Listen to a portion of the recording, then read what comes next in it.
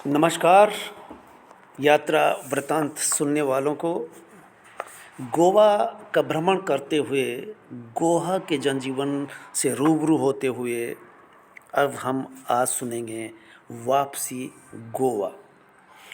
गोवा से वापसी में शैक्षणिक भ्रमण करने वाले युवक युवतियां विद्यार्थियों से ट्रेन में मुलाकात हुई।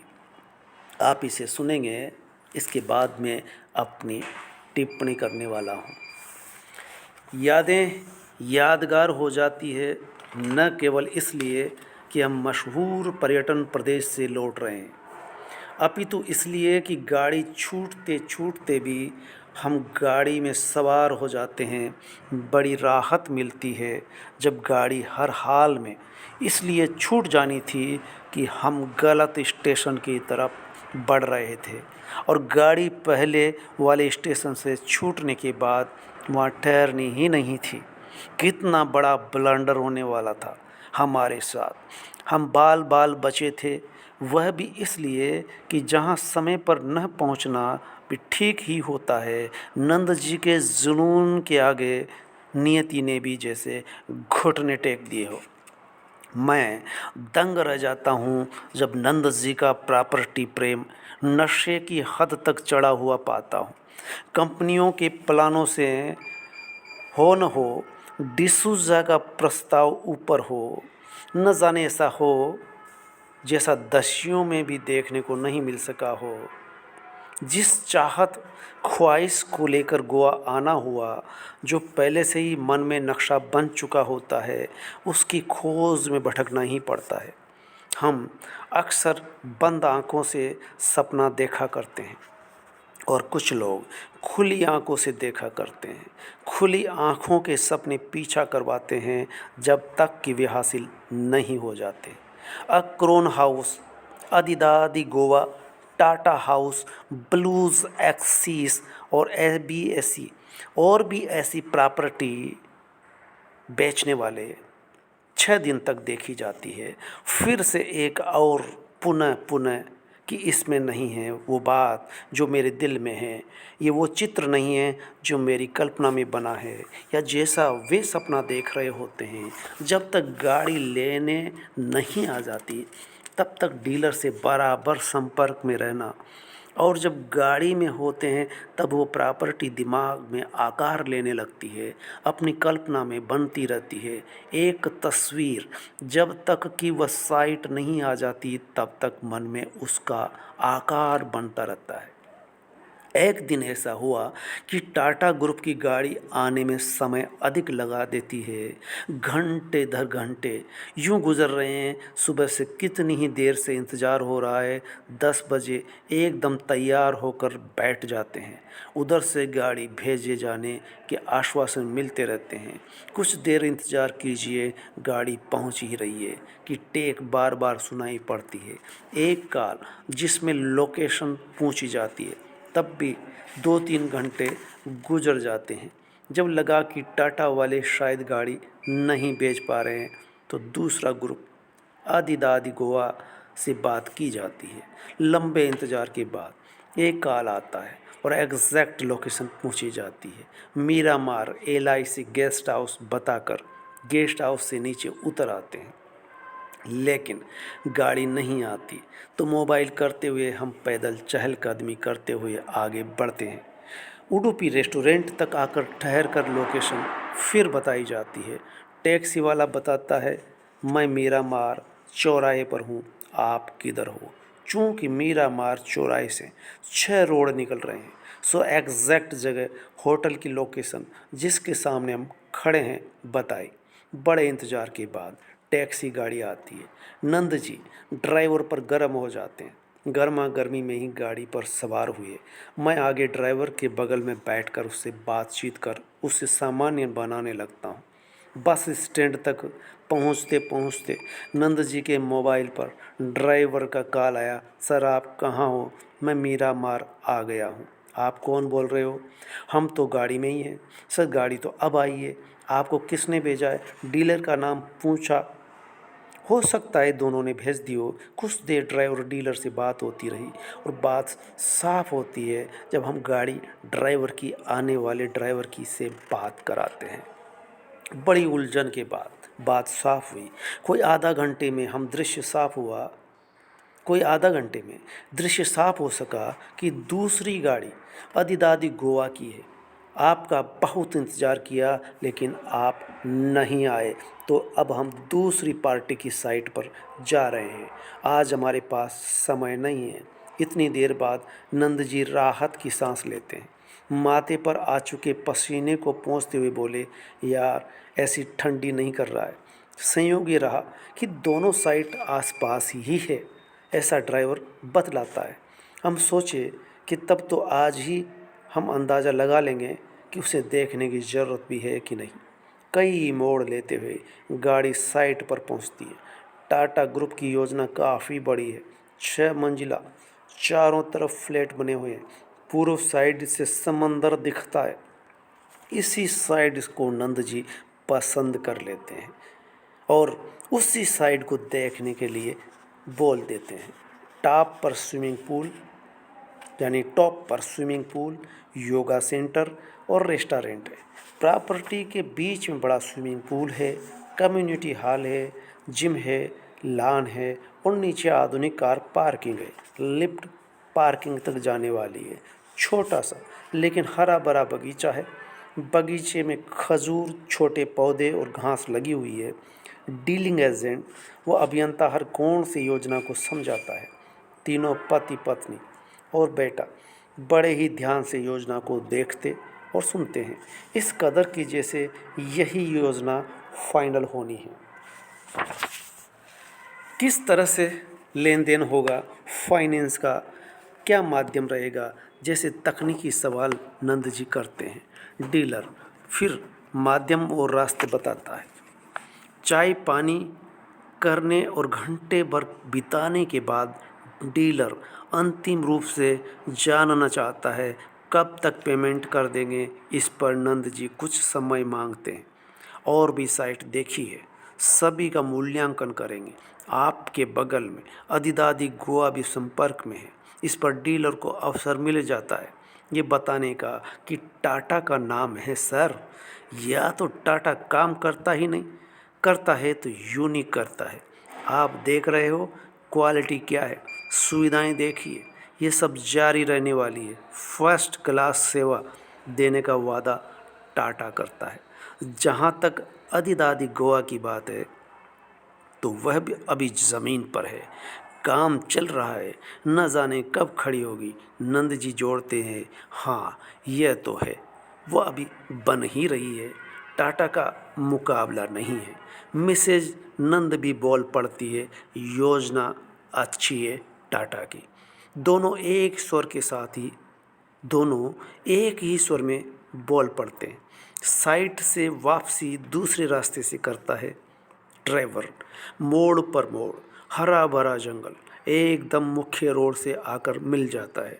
समंदर के साथ साथ चलते हुए लाइट की रोशनी में गोवा का नज़ारा स्वप्न सा लगता है। वाकई में गोवा स्वप्न नगरी है। 6 दिन में गोवा की भावी आवास व्यवस्था देखने में गुजरते हैं। क्या कोई प्रदेश पर्यटकों का ही हो सकता है? जी हाँ, मैं ये नहीं कह रहा हूँ कि यहाँ पर्यटकों में बढ़ोतरी आने वाले दिनों में बहुत अधिक होने वाली है। यहाँ हर आने वाला सप्ताह 15 दिन ठहरता है। कुछ विदेशी महीनों ठहरकर पुनः आने के वादे के साथ ही जाते हैं। इसी पर्यटकीय मनोविज्ञान को बिल्डरों ने भुनाया है। वे गोवा में कुछ समय प्रवास करने का सपना दिखाते हैं और ऐसा धनाढ्य वर्ग पैदा हो चुका है जो एक फ्लैट या विला गोवा में रखना स्टेटस सिंबल बना चुका है। स्टेटस का मारा है भारत का नव मध्यम वर्ग, उच्च वर्ग। इस मध्यम वर्ग की जान सांसत में है। ये उच्च वर्ग की तरह दिखावा पेट काट कर भी करना चाहता है। एक दिन दोपहर ढल रही थी। एक साइड देखने के बाद कहीं भी जाना नहीं था। सुनंद जी गेस्ट हाउस चले जाते और मैं मांडवी के किनारे उतरकर नज़ारे जज्ब करने के लिए ठहर जाता हूँ। एक जोड़ा केक लिए आता है, शायद जन्मदिन होगा या मैरिज एनिवर्सरी। वे दोनों हाथों में केक लिए फोटोग्राफर से कई कोण से सेल्फी विद समंदर खिंचवाते हैं। ऐसा ही एक शाम मीरा मार बीच पर देखता हूँ। अंधेरा होने को था कि तभी 4-5 युवा एक नवविवाहिता को लेकर शूटिंग कर रहे हैं। हनीमून मनाने के लिए गोवा एक केंद्र के रूप में उभर रहा है। आप कहाँ हो? नंद जी लाइन पर है, जहाँ छोड़ा था वहीं वहीं ठहरो, 5 मिनट में आते हैं। विला देखने को चलना है। मध्यम वर्गीय फ्लैट देखने के बाद उच्च वर्ग वालों का गोवा के भी दर्शन कर लेते हैं। वह 5 स्टार में ठहरता है या फिर अपने विला में। विला से मतलब 2.5 मंजिला, 5 कमरों का लॉन, आगे पीछे सामने कार पार्किंग, रोड के दोनों तरफ आवास है। विला के सामने फ्लैट है, फ्लैट में भी मिनी विला है, बड़े बड़े कमरे। वो बड़ा हॉल है। जिस समय हम देख रहे हैं वहाँ कोई आवास नहीं है, कोई आवास ही नहीं है। मुझे बड़ी वीरानगी लगती है। मन अवसादग्रस्त हो जाता है कि कैसे इतने बड़े खालीपन में कोई परिवार रह सकेगा। कीमत भी 3-4 करोड़ है। अपने अपने मूल आवास में रहने वाले गोवा में एक हॉलिडे होम की कल्पना करते हैं। मध्यम वर्गीय मानसिकता स्टेटस सिंबल की शिकार हो चली है। इस डबल एस के मारों का इलाज बिल्डरों ने इस तरह से किया है। जब मैं इसे लिख रहा हूँ तब तक कोरोना का आतंक भारत में कहर बरपा चुका होगा। कोरोना मनुष्य की उच्चाकांक्षाओं का परिणाम है। ये एक से अधिक घर के खिलाफ ठहरता है। गोवा के बिल्डर हों या किसी भी शहर के, सबको चेतावनी है, अपनी आकांक्षाओं को लगाम लगा कर रखना है। पर्यटकों के ठहरने के लिए गोवा में पर्याप्त व्यवस्था है। गोवा एक तरह की खुमारी में। मैं जब 6 दिन रह चुका हूँ तो गोवा की खुमारी धीरे धीरे उतरती है। जैसे अत्यधिक पीने वालों की सुबह सर दर्द के साथ शुरू होती है। गोवा भी एक तरह का नशा ही था जो गाड़ी में सवार होने के साथ ही उतरने लगता है। गाड़ी कोच भी 5 में प्रवेश करते ही लगा कि डिब्बा युवाओं से लबालब भरा हुआ है। हमारी सीटों पर भी ठसाठस बैठे हुए हैं। जानकारी मिली कि जयपुर के 25 छात्र छात्राएं हैं जो गोवा टूर से लौट रहे हैं, यानी शैक्षणिक भ्रमण पर आए। BBA MBA के छात्र हैं। घंटे भर की अफरा तफरी के बाद हम अपनी सीटों पर काबिज हो पाते हैं। कुछ देर बाद अभावों से दो चार हुए। सेकंड ऐसी जितनी भी सुविधा न पाकर निराशा के सागर में डूब जाते हैं। पता चला केरला से निज़ामुद्दीन राजधानी टू राजधानी जाने वाली राजधानी एक्सप्रेस कितनी आधी अधूरी है। गाड़ी में पेंट्री नहीं है। जिनका खाना बुक था उन्हें दिया जा रहा था। ऐसी डिब्बे में पानी नाश्ता वाले भी नहीं आ रहे। किसी तरह खाने का जुगाड़ किया तो पानी की सप्लाई के बिना प्यास से बेहाल हो जाते हैं। गाड़ी का एसी भी थका हुआ लगा। मैं सोने का प्रयास करता हूँ तो गर्मी के मारे नींद ही नहीं आई। ऊपर से युवा सामने की सीट पर 8-10 मिलकर ताश खेलने लगते हैं। वे लगातार बातें किए जा रहे हैं। कोई 11 बजने को आए। वे लगातार बातें करते हुए ठठाकर हंस पड़ते हैं। ऐसे में कहाँ नींद आनी थी। कोई आध घंटे नींद लाने का प्रयास किया जाता है। जब नहीं आई और रहा भी नहीं गया तब मेरा पारा 7वें आसमान पर होता है। उन सबको याद दिलाया ये सोने का वक्त है। तुम ऊंची आवाज़ करते हुए खेल रहे हो, ये जाने बिना कि दूसरे सो नहीं पा रहे हैं। तुम सभी अपनी अपनी सीट पर पहुंचो तुरंत। इस सीट को खाली करो। जहां भी सीट हो वहां जाओ या लगता है तुम्हारी सीट ही नहीं है, तुम सब बेटिकट हो, बिना टिकट यात्रा कर रहे हो, यहाँ अब और व्यवधान नहीं कर सकते। अगर आगे बात की तो टीटी से शिकायत करता हूँ। इतना कुछ सुनकर एक मरी सी आवाज़ आई, सॉरी अंकल सॉरी। करते हुए वे वहाँ से तितर बितर हुए। एक लड़की की आवाज़ उभरती है, तुम B6 में, राधिका अकेली है, वहाँ जाना और लोकी को देखना, वह दिखाई नहीं दे रहा है। वे अब जाकर होश में आते हैं। कौन कहाँ है, कैसे हैं, किसको कहाँ एडजस्ट होना है। इतने लापरवाह है युवा। इनके घर वाले जो इनको इस तरह से भेज दिया है, वे जो लड़कियों के घर वाले हैं, खासकर क्या सोचकर 20 लड़कों के साथ 5 लड़कियों को भेजा है। मेरे आश्चर्य का ठिकाना नहीं रहा, पर मैंने वाहियात विचारों को परे करते हुए सोना उचित समझा। न जाने लोग क्यों कर अन्याय बर्दाश्त करते हैं और अन्यायी का हौसला बढ़ता जाता है। हिम्मत करने वालों का अभाव है, सो वे बदमाशियाँ कर लेते हैं। मैं ऐसा सोचते सोचते न जाने कब पानी की प्यास के बावजूद नींद के आगोश में चला जाता हूँ कि सुबह होने पर ही नींद खुलती है। रेलवे कहीं चाक चौबंद है तो कहीं कुछ नहीं। दिन भर नमकीन बिस्कुट के सहारे काटा जाना है। 8-10 बजते बजते वे फिर एक ही सीट पर आ जमते हैं। 7-8 लड़कियां बराबर किसी न किसी छात्र का साथ दे रही होती है। इनके द्वारा ही पता चलता है कि अंजना बीच पर अंग्रेज अधिक जाते हैं। सबसे अच्छा बीच है अंजना अंकल। अब नंद जी डायरी में नोट करते हुए लगे। गोवा घूमकर लौट रहे लड़के और लड़कियां एक साथ ठहरना, सोना और सफ़र करना। मेरा मध्यम वर्गीय चिंतक जाग उठता है। वे माँ बाप, उनके माँ बापों पर तनिक सोचने लगता हूँ कि उनको इतनी भी आज़ादी देना क्या उचित है कि गोवा घूम आए, वो भी उस बीच पर जिस पर हम न जा सके। ये कोई सामान्य पर्यटन नहीं है। यहाँ आने के बाद बीवी ने जो बखेड़ा खड़ा किया, उससे महाविद्यालय के प्रोफेसरान 2-3 सप्ताह तक तंज कसते रहे। जिसे बीवी दिल पर इस तरह से टिका लेती है कि हिमालय की चोटियों पर वर्षों से जमी बर्फ़ सी ठोस हो जाती है, जो कोई महीनों भर में ही पिघल पाती है। एक अलग दास्तान है। कोच भी रेलवे का, जिसमें सफ़र करते रहे युवा अब ताश खेलने में इतने व्यस्त हुए कि उन्हें एक बार भी गोवा याद नहीं आता। लड़कियां शिक्षा टूर के लिए घर से बाहर आई है, ऐसा हमें बताया जाता है।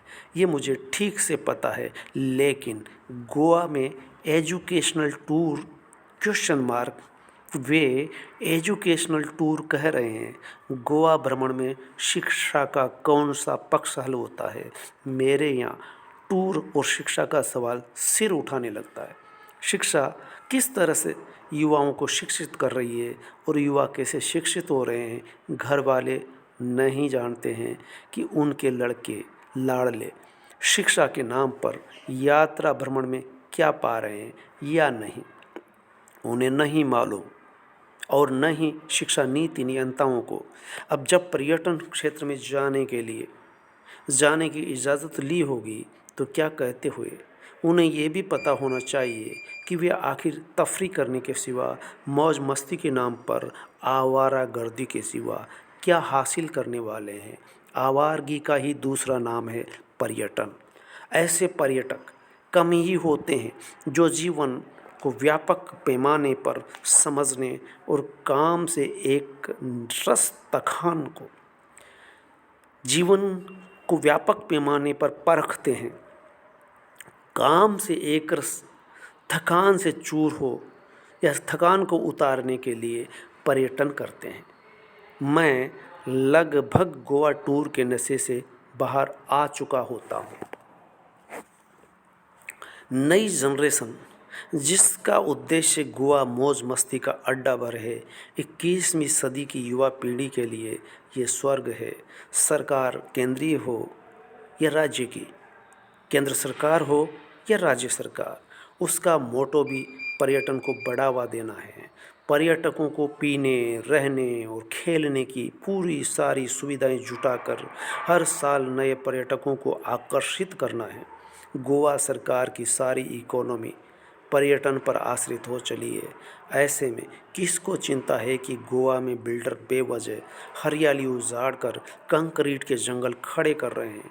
अगर ऐसा ही 2-3 दशक होता रहा तो गोवा में हरियाली फिल्मों में ही दिखाई देने वाली है। ये था गोवा और गोवा का पर्यटन।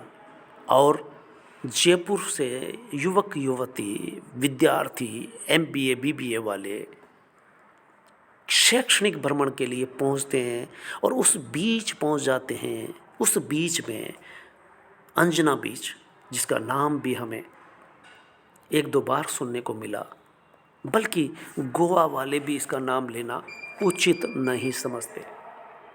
ऐसे बीच पर वो युवक और युवती, लड़के और लड़कियां सहजता से पहुंचते हैं और उस बीच को सबसे बेहतरीन बीच बता रहे हैं। ये समझ का फ़र्क है। हर उम्र का व्यक्ति जो पारंपरिक है वो इसके खिलाफ होगा, जो कथित आधुनिक है वो इसे अधुनातन बता रहा है, बेहतर बता रहा है। इसका मतलब ये कि नग्नता फिल्मों में क्यों कर पसंद की जा रही है, या गोवा में नग्नता जिस तरह से बढ़ रही है वो क्यों कर पसंद की जा रही है। और ज़्यादातर देखा यह गया है कि युवक युवती ही वहाँ समंदर के किनारे होते हैं। ये कहिए कि अधेड़ या बुज़ुर्ग का प्रतिशत बहुत कम है। बल्कि जब मैं मॉर्निंग वॉक करता हूँ, प्रातःकालीन गोवा की किनारे, समंदर के किनारे भ्रमण करता हूँ, तब मुझे मेरी उम्र के या मुझसे भी उम्रदा 2-5 ही नज़र आते हैं। बाकी दोपहर में दिन भर रात के 12 बजे तक धमा चौकड़ी करते हैं, नाच गान करते हैं, बियर पीते हैं। ये क्या है। और दूसरा, कैसीनो, जिसे गोवा सरकार समंदर और नदी के अंदर एक तरह से जहाज़ में समंदर के बीच में या नदी के बीच में कैसीनो चलाते हैं। और कैसीनो में 3,000 की फ़ीस होती है और 3,000 की फ़ीस देने वाला जब अंदर जाता है तो एक गाइड ने बताया कि गोवा वालों को अलाउ नहीं है, क्योंकि गोवा वाले जानते हैं, सरकार भी जानती है कि ये लूट का केंद्र है, जो भी अंदर जाएगा वो लूटेगा। तो इसलिए गोवा वालों का वहाँ प्रवेश वर्जित है। लेकिन पर्यटक अगर जाते हैं तो उनका स्वागत है।